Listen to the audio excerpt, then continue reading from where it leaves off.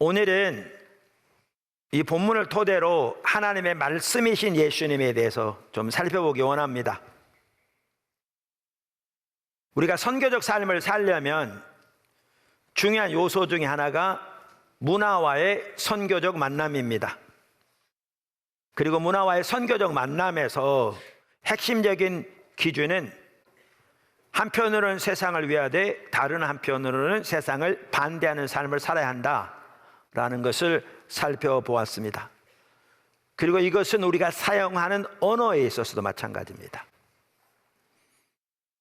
그래서 오늘 하나님의 말씀으로 오신 예수님, 이 부분을 살펴보면서 바로 이제 그 부분을 좀 살펴보려고 합니다. 그러니까 먼저 우리가 문화와의 선교적 만남, 대면에서 세상을 위한다는 것은 주변 문화의 언어를 차용해서 혹은 사용해서 우리의 복음을 전하고 선교적 삶을 사는 것을 의미합니다. 당연한 얘기죠. 그런데 그것을 레슬리 뉴비긴이 아주 잘 표현했어요. 그래서 제가 그분 얘기를 그냥 읽어보겠습니다. 저보다 훨씬 잘 표현했기 때문에. 그분이 쓴 요한복음 강해, 그렇게 두껍지 않은 책인데요, 그 18쪽에 보면 이렇게 말하고 있습니다. 복음은 예수라고 불린 한 사람에 관한 소식인데 그를 알았고 보았고 들었고 만졌던 증인이 여러 명 있었다. 그러니까 요한일서 1장 1절에 보면 그걸 말하고 있거든요. 증인이 많이 있었죠. 이 증인들은 사방팔방으로 다니면서 예수를 이야기했다. 그런데 그 이야기를 듣는 자들이 그들 중에는 예를 들면 유대인, 헬라인, 까다로운 종교 연구가, 그 다음에 문맹의 하인, 다양한 사람도 있었잖아요. 자, 그러면 그 이야기를 듣는 자들이 대체 예수는 누구요?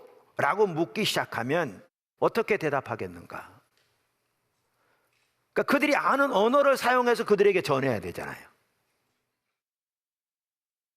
이것은 선교사들이 피할 수 없는 문제다. 분명한 사실은 선교사는 청중이 이해할 수 있는 말을 사용해서 대답할 수밖에 없다는 것이다. 이거는 우리 모두가 한편은 선교사니까 우리 모두가 다 마찬가지인 거죠. 그는 사람들이 공통적 틀을 가지고 있다는 가정하에서만 시작할 수 있다. 그 틀이란 언어, 경험, 물려받은 전통, 말하는 형식에 구현된 공리와 가정 등으로 이루어진다. 좀 이렇게 전문적으로 잘 표현했는데요, 나중에 기회 되시면 하나하나 이렇게 좀 소화하시고요, 무슨 말인지는 대강 아실 거예요. 그러니까 선교사는 청중의 머릿속에 이미 들어있는 것을 잠정적으로 받아들임으로써만 어떤 새로운 것을 소개할 수 있다. 너무나 당연한 얘기죠. 그래서 그 문화가 가지고 있는 언어를 사용해서 선교적 삶을 살고 복음을 전하는 거죠. 쉽게 이해할 수 있습니다. 근데 다른 한편으로는 뭐냐 하면 주변 문화가 가지고 있는 그 언어의 배후에는 다양한 이야기와 세계관이 들어 있습니다. 그러면 우리가 그 언어를 차용해서 선교적 삶을 살고 복음을 전하되, 다시 말하면 그 언어를 사용하되 그 언어의 바탕에 있는 세계관을 성경적 세계관으로 개조해서 사용해야 합니다. 안 그러면 우리가 전하는 복음이, 우리가 전하는 선교적 삶이 전혀 다른 이야기가 되는 거죠. 그래서 제 책 선교적 교회에서 나눴습니다만은 이것에 대해서도 아주 좋은 예가 그 레슬리 뉴비긴이 인도에서 선교 사역하면서 경험했던 예예요. 자, 그러면 레슬리 뉴비긴은 인도에서 복음을 전하는데 그 나라 말을 사용해서 전해야 될 거잖아요. 그래야 그들이 알아들을 거잖아요.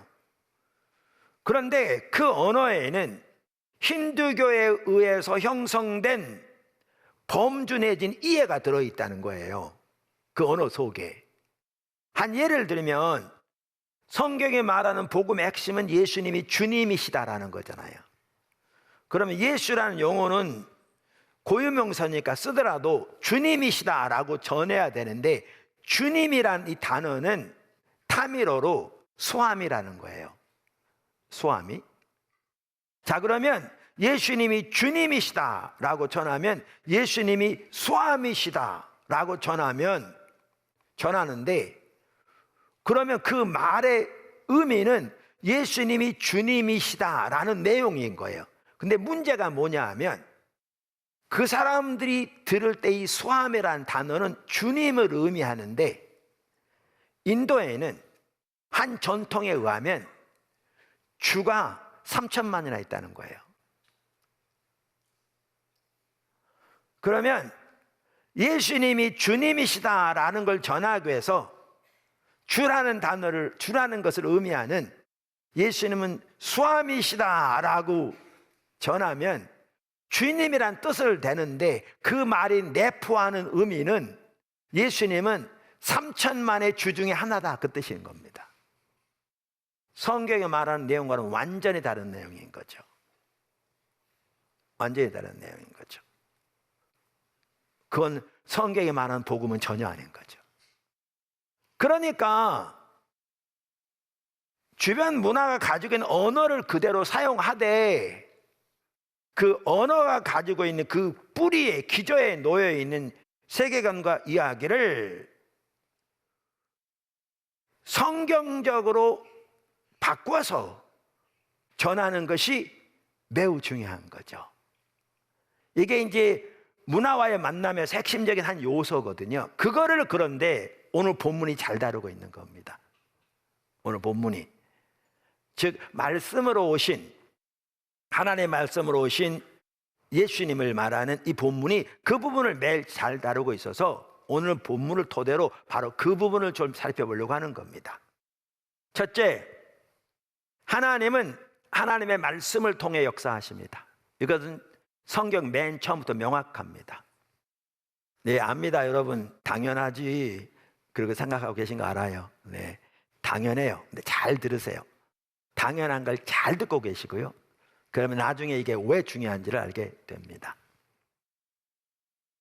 말씀드린 대로 이것은 구약 성경 맨 처음부터 뚜렷한데요. 창세기 1장 1절, 우리 잘 알죠. 태초에 하나님이 천지를 창조하시니라. 우리가 지난주에 요한복음은 창세기 1장과 상응하게 쓰여졌다 이렇게 살펴봤잖아요. 그러면서 우리는 그 요한복음이 말하는 큰 이야기를 볼 수 있었습니다. 자, 태초에 하나님이 천지를 창조하시니라. 근데 3절에 뭐라고 그러냐면, 하나님이 이르시되, 즉 하나님이 말씀하시되 빛이 있으라 하시니 빛이 있었고. 그러니까 말씀으로 하나님이 창조하신 것을 말하고 있거든요. 시편 33편도 마찬가지입니다. 4절부터 보시면, 여호와의 말씀은 정직하며 그가 행하시는 일은 다 진실하시도다. 그는 공의와 정의를 사랑하시며 세상에는 여호와의 인자하심이 충만하도다. 그러면서 이렇게 말합니다. 여호와의 말씀으로 하늘이 지음이 되었으며 그의 그 만상을 그의 입의 기운으로 이루었도다. 뿐만 아니라 구약 성경은 영원전부터 하나님과 함께 선재하신, 그러니까 선재란 말은 모든 것이 창조되기 전부터 이미 존재하신, 이런 뜻입니다. 선재하신, 의인화된 하나님의 지혜에 대해서 말하고 있습니다. 그 지혜가 곧 하나님의 말씀이고요. 그 지혜가 하나님과 함께 계셨고 모든 피조물을 함께 창조했다, 이렇게 말하고 있습니다. 하나님의 말씀에 대한 이 시대의 도전, 하나님의 말씀에 대한 이 시대의 도전, 그러니까 우리가 선교적 삶을 살려면 하나님의 말씀을 잘 알아야 될 뿐만 아니라 시대를 잘 알아야 되거든요. 왜냐하면 이 문화 가운데 우리는 선교적 삶을 살아야 되기 때문에요. 아까도 언급한 것처럼. 근데 이 시대는 하나님의 말씀에 대한 강력한 도전들이 있습니다. 오늘 그걸 다 살펴볼 수도 없습니다. 제가 한 부분만 살펴보려고 합니다. 이 말씀과 관련해서. 해체의 도전이라고 부를 수 있는데, 그러니까 해체라는 말은 포스트 모더니즘의 핵심적인 가치이기도 합니다. 그런데 저는 오늘은 제가 또 가끔 얘기하는 제임스 데이비슨 헌터가 쓴 저 책인데요, 기독교는 어떻게 세상을 변화시키는가라는 책에 나온 내용을 가지고 이 제가 말하고자 하는 한 부분만 살펴보려고 합니다. 이 부분에서 제가 지난주도 언급했는데 제임스 데이비슨 헌터의 기독교는 세상 어떻게 변화시키는가 여러 번 언급했죠. 여러분에게 제가 두 번째 다시 읽어가면서 정리하고 있다 말씀드렸잖아요. 정리하면 읽을 때는 시간이 훨씬 더 많이 걸리죠. 그냥 쭉 읽어가는 게 아니라 정리하면서 읽어가니까. 그렇게 읽어가고 있는데요, 보면 볼수록 뛰어난 책이더라고요. 그래서 성도들이 선교적 교회 유권을 다 이해하고 난 다음에 그때쯤 되면 저 책을 제가 헨리 블랙가이 목사님의 영적 리더십을 주일날 낮 시간에 전체를 하나씩 살펴보면서 배워간 것처럼 그렇게 저 책을 살펴가도 좋겠다 싶더라고요. 그만큼 뛰어난 책입니다. 그리고 정확하게 우리와 이해를 같이 하고 있는 책이고요. 근데 제임스 데이비슨 헌터는 이 시대가 특별히 미국을 중심으로 말하고 있는데 우리나라도 급속도로 서구화되고 특별히 미국을 급속도로 따라가기 때문에 이미 그렇게 되고 있고요. 정도의 차이는 있을지 모르지만, 그래서 정확하게 우리도 해당된다고 보고요. 이 시대가 직면하고 있는 심각한 도전을 여러 가지 있겠지만 그분은 크게 두 가지로 이렇게 요약합니다. 하나는 차이에 대한 도전이고요, 다른 하나가 해체에 대한 도전입니다. 그러면서 그 상황에서 우리가 어떻게 선교적 삶을 살아야 될 것인가, 그 선교적 삶을 그분은 신실한 현존이란 말로 표현합니다. 그러니까 제가 말하는 선교적 삶과 정확하게 똑같은 걸 말합니다. 그 자세라든가 이해라든가 목표라든가 방향이, 태도가 정확하게 일치합니다. 정말 뛰어난 책 같아요. 사실 저는 저 책을 선교적 교회 책 6권을 다 완성한 다음에 저 책을 읽었습니다. 그런데 정확하게 같은 걸 말하고 있습니다. 그럼 차이에 대해서는 제가 오늘은 안 살펴볼 거고요. 그 중에 해체의 도전, 이게 말씀과 관련되거든요. 그래서 해체의 도전을 살펴보려고 합니다. 해체가요, 포스트 모더니즘의 핵심적인 특징 중 하나입니다. 해체가. 제가 읽어볼게요. 그분의 말을. 신실함에 대한, 그러니까 여기서 신실함은 선교적 삶을 말합니다. 신실한 현존, faithful presence. 신실함에 대한 두 번째 강력한 도전은 해체의 도전이다. 내가 말한 해체는 실제에 대한 가장 기초적인 전제들의 파괴다. 여러분이 찍어 갖췄다가 나중에 소화하시면서 읽으면 또 도움이 될지 모르겠습니다. 이런 이야기를 하는 다른 방법들이 있지만 이 글의 주장에서 가장 흥미로운 것은 조지 스테이너가 현대 세계에서 단어들의 의미 변화에 대해 고민하면서 만든 것이다. 그러니까 조지 스테이너라는 사람을 이렇게 참조하면서 지금 얘기를 풀어갑니다. 조지 스테이너는 자신의 책 참 존재들 에서 Real Presence에서 가장 기초적인 방법으로 우리 문명과 아니면 또 문명을 구성하는 공동체와 전통들도 다 포함해서 우리 문명은 무엇보다 단어의 문명이라고 주장한다. 조금 더 설명하면 좋을 텐데, 우리의 문명, 그리고 그 문명을 구성하는 모든 공동체와 전통들 전체가 뭐와 연결되어 있느냐? 단어와 연결되어 있다는 거죠. 단어와, 언어와 연결되어 있다는 겁니다. 그 말이 무슨 말인지는 조금 이따 보면 알아요. 그래서 가치뿐만 아니라 법, 모든 사회 관계, 역사, 하나님, 개인의 정체성까지 뭐가 다 단어와 연결되어 있다는 겁니다. 언어와 연결되어 있다는 겁니다. 그래서 언어화라고 부르는 거죠. 계속 얘기합니다. 인간은 언어의 배타적 특권을 지닌 언어적 동물이다. 이건 다 아시겠죠? 물론 이 모든 것은 흔한 일이다. 그러면서 하지만 우리 문명의 언어를 지탱하는 암묵적 신뢰는 상대적으로 덜 분명하다. 그러면서 그러니까 우리가 언어적 동물이다라는 것은 자명한데 우리 문명의 언어를 지탱하는 신뢰는 덜 분명하다. 아직 잘 모르세요. 괜찮아요. 지금 설명할 거예요. 그러면서 이렇게 말합니다. 스테이너는 그 최초의 신뢰가 없었다면 우리가 알고 있는 역사는 없었을 것이다. 우리가 경험했던 종교, 형이상학, 정치, 미학도 없었을 것이다. 이 신뢰의 회복은 단어와 세계 사이에 있는 것이다. 무슨 말이냐면 이 말입니다. 제가 잘 설명하려고 노력해보고 있습니다. 단어가 있습니다. 역사가 있죠. 잡으실래요? 역사는 실제로 일어난 사실이잖아요. 실제. 근데 역사는 뭘로 표현해요? 단어. 오늘날은 지금 시대가 어떠냐면 이 역사를 표현하는 이 단어가 역사를 실제로 올바로 설명하고 있지 않다는 겁니다. 실제로 우리의 모든 단어는 실제로 올바로 표현할 수 없습니다. 여러분이 저를 설명해 보세요. 여러분이 단어를 가지고 저를 다 설명할 수 없습니다. 설명 못해요. 하나님에 대한 설명은 더욱더 그렇죠.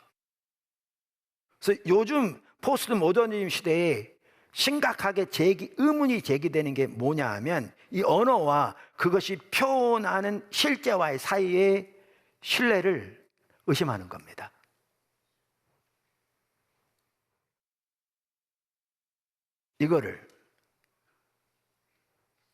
그러면 이거를 의심하게 되면 어떤 것도 존재할 수 없습니다. 우리가 가지고 있는 어떤 역사도 전통도 하나님에 대한 이해도 그 무엇도 존재할 수가 없죠. 언어와의 실제와의 관계의 신빙성이 무너지기 때문에요. 이게 세계에 지금 일어나고 있는 일입니다. 학자들 사이만 아니고요. 전반적 사회로 퍼져가고 있습니다. 자, 그러면 제 말이 이 말이죠. 이 시대에 우리가 어떻게 살아야 되냐는 얘기죠. 이 시대에 우리가 어떻게 선교적 삶을 살아야 되냐 그 말이죠. 이 상황에서. 그 해답이 오늘 본문에 있다는 거예요. 그 해답이. 그래서 오늘 이제 세 번째가 그 얘기입니다. 성육신 하신 하나님의 말씀 예수. 성육신 하신 하나님의 말씀 예수. 아까 제가 처음부터 첫 번째 말씀드렸던 게 뭐냐 하면 하나님은 처음부터 말씀을 통해 역사하셨다는 거죠. 그리고 예수님이 하나님의 말씀이세요. 성경을 그것을 명확하게 말씀하고 계세요. 근데 그 예수님이 육신을 입고 땅에 오셨어요. 그것을 요한복음 1장이 말하고 있어요.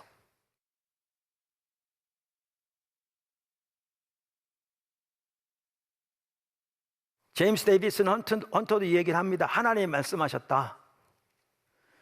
창조 이야기에서 우리는 말씀과 세상 간의 다른 관계에 대해서 배운다.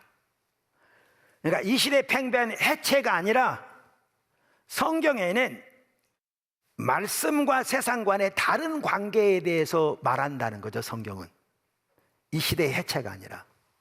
그게 뭐냐 하면 창세기 1장마다 한마디로 주님이 이렇죠. 하나님이 말씀하셨다. 그리고 그렇게 되었다. 여기에 말씀과 세상과의 연결성이 있다는 거죠. 신뢰할 만한 연결고리가 있다는 거예요. 해체와는 다른. 하나님이 말씀하셨다. 그리고 그렇게 되었다. 제가 그분의 얘기를 읽어볼게요. 우리는 이것을 성경의 첫 장에서 9번이나 읽는다.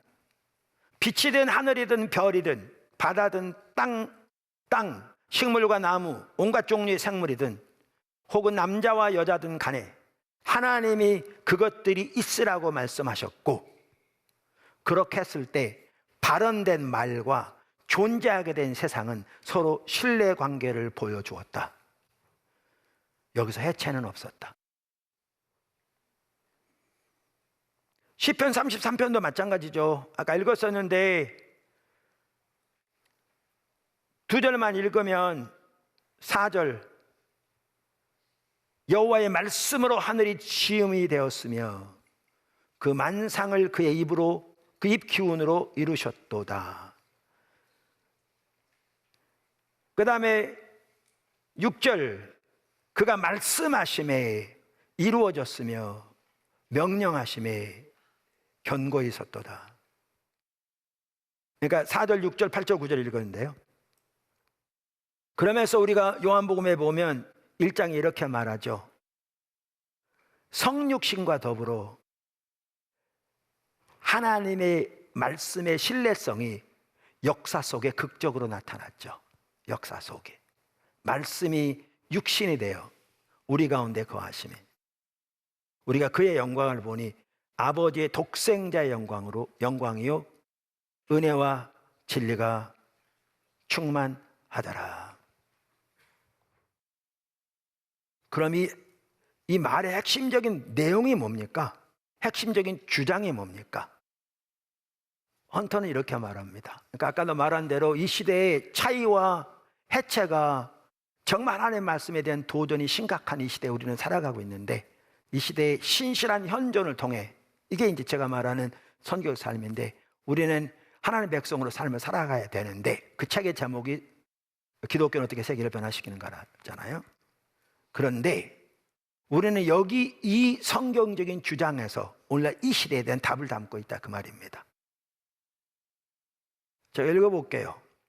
모든 경우에 하나님의 말씀은 역사의 특정한 장소와 시간 속에서 재현된다.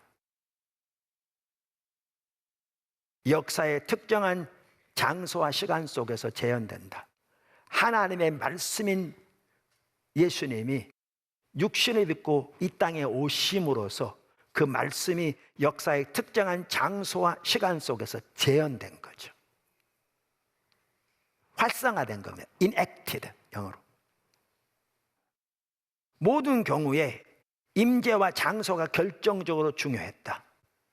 성육신보다 이것이 분명한 경우는 없다. 그래서 이렇게 말합니다. 이제 여러분 들으셨기 때문에 좀 이해할 것 같아요. 따라서 말과 세계는, 아까 그 관계 말씀드렸잖아요. 말과 세계는 단어들이 세계를 정확하게 묘사하기 때문에 이 관계를 신뢰할 수 있는 게 아니라, 말은 어차피 세계를 온전히 정확하게 다 표현할 수 없다고요. 아름다움 하나도, 맛 하나도 다 표현할 수 없는 거죠. 그래서 말과 세계의 관계는 단어들이 세계를 정확하게 묘사하기 때문에 그런 것이 아니라 말이 현실과 상응하기 때문에 하나가 된다는 겁니다. 말이 현실에서 성취되고 이루어지기 때문에 여기에 연결고리가 있고 신뢰가 쌓일 수 있고 하나가 된다는 겁니다. 오히려 말과 세계는 말의 재현, 그것이 이루어지고 성취되는 걸 통해 하나가 된다. 즉 하나님의 말씀은 항상 재현된다는 사실, 그리고 그분의 말씀이 재현되는 방식에서 하나가 된다, 그 말입니다. 그러면서 이것이 그 저자가 말하는 신실한 현존, 이게 선교의 삶이라고 말씀드렸는데 신학적 토대다. 예수님이 성육신하신 이 방법이 우리가 이 시대에 살아갈 선교적 삶의 자세다, 그 뜻입니다. 하나님이 육신을 입고 이 땅에 오셔서 십자가 지시는 그 섬김의 방법, 권력으로 다스리는 방법이 아니고, 요한복음 이 1장의 1절에서 3절은 그 시대의 문화에서 히브리적 배경과, 즉 구약 성경 배경과 헬라적 배경에서 정확하게 그 일을 동시하고 있는 것을 보여주거든요. 앞으로 이제 또 헬라적 배경을 기회 되면 살펴보겠지만, 그러면서 우리는 오늘날 이 시대에 21세기에 특별히 한국에 살면서 급속도로 서구화되는 한국에 살면서 우리가 어떻게 하나님의 말씀이신 예수님 그리고 그분이 이 땅에 육신을 입고 오셨는지 여기에서 이 시대에 어떤 삶을 살아야 할 것이며 어떤 선교적 삶을 살아야 할 것이고 그래서 그렇게 함으로써 이 시대에 팽배한 그 사도에 어떻게 우리가 하나님의 사람으로 살아야 할 것인가 이런 부분을 살펴보았는데요.